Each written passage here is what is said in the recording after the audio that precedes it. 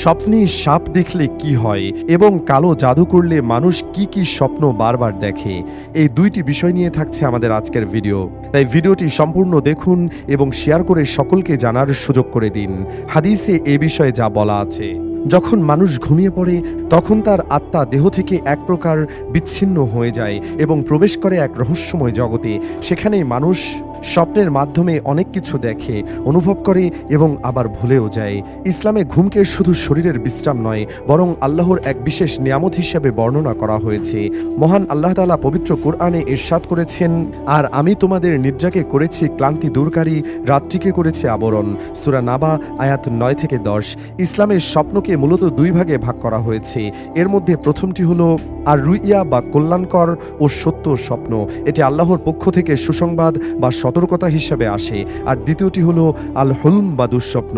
এটি শয়তানের পক্ষ থেকে আসে এবং মানুষকে ভয় দেখানো বা বিপথে নেওয়ার জন্য সৃষ্টি হয়।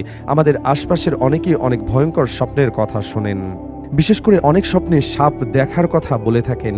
তাই কেউ কেউ জানতে চান স্বপ্নে সাপ দেখলে কি হয়, এতে ভয়াবহ কোনো ক্ষতি আছে কিনা বুঝতে চান তারা। হাদিসে বলা হচ্ছে, ভালো স্বপ্ন আল্লাহর পক্ষ থেকে আসে আর খারাপ স্বপ্ন শয়তানের পক্ষ থেকে আসে। দুঃস্বপ্ন বা খারাপ স্বপ্ন দেখলে নবীজি সাল্লাল্লাহু আলাইহি ওয়াসাল্লাম উম্মতদের আল্লাহর নিকট আশ্রয় প্রার্থনা করতে বলেছেন। আবার কোনো কোনো হাদিসে খারাপ স্বপ্ন দেখলে আল্লাহর কাছে আশ্রয় প্রার্থনার পাশাপাশি বাম দিকে 3 বার থুথু ফেলার কথা বলা হয়েছে। তিরমিজি 3453। আবু সালামা রহমতুল্লাহি আলাইহি থেকে বর্ণিত একটি হাদিসে এসেছে, আমি আবু কাতাদা রাদিয়াল্লাহু তাআলা আনহুকে বলতে শুনেছি, আমি এমন এক স্বপ্ন দেখতাম যা আমাকে রোগাক্রান্ত করে ফেলত। অবশেষে আমি রাসূল সাল্লাল্লাহু আলাইহি ওয়াসাল্লামকে বলতে শুনেছি, ভালো স্বপ্ন আল্লাহর পক্ষ থেকে হয়ে থাকে। তাই যখন কেউ পছন্দনীয় কোনো স্বপ্ন দেখে তখন এমন ব্যক্তির কাছেই বলবে যাকে সে পছন্দ করে, আর যখন অপছন্দনীয় কোনো স্বপ্ন দেখে তখন যেন সে এর ক্ষতি ও শয়তানের ক্ষতি থেকে আল্লাহর আশ্রয় চায়। 3 বার বাম পাশে থুথু ফেলে এবং কারো কাছে বর্ণনা না করে, তাহলে এই স্বপ্ন তার কোনো ক্ষতি করবে না। সহিহ বুখারী হাদিস নাম্বার 6568। এ প্রসঙ্গে প্রখ্যাত ইসলামী স্কলার শায়েখ আহমদুল্লাহ বলেন, স্বপ্নে সাপ বা হিংস্র কোনো জীবজন্তু দেখলে কোনো কোনো ক্ষেত্রে সেটা আপনার শত্রুতা বোঝায়, অর্থাৎ আপনার শত্রু আছে।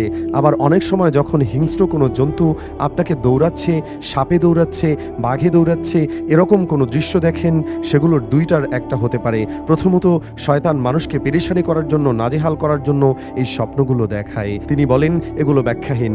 আবার অনেক সময় কারো ওপর যদি কালো জাদু করা হয়, দুষ্ট জিন ভর করে, তখন সে এ জাতীয় স্বপ্ন দেখে। কালো জাদুর শিকার ব্যক্তির স্বপ্নে প্রায়ই ভয়ঙ্কর কিছু প্রাণী দেখে থাকেন যা তাকে তাড়া করছে বা আক্রমণ করছে। সাপ, বিশেষ করে কালো সাপ বা মাথার ওপর ফনা তুলে থাকা সাপ, কালো কুকুর বা বিড়াল, স্বপ্নে কালো রঙের হিংস্র কুকুর বা বিড়াল আপনাকে কামড়ানোর চেষ্টা করছে, বিচ্ছু বা মাকড়সা, বিছানায় বা শরীরের বিষাক্ত পোকা ঘুরে বেড়ানো।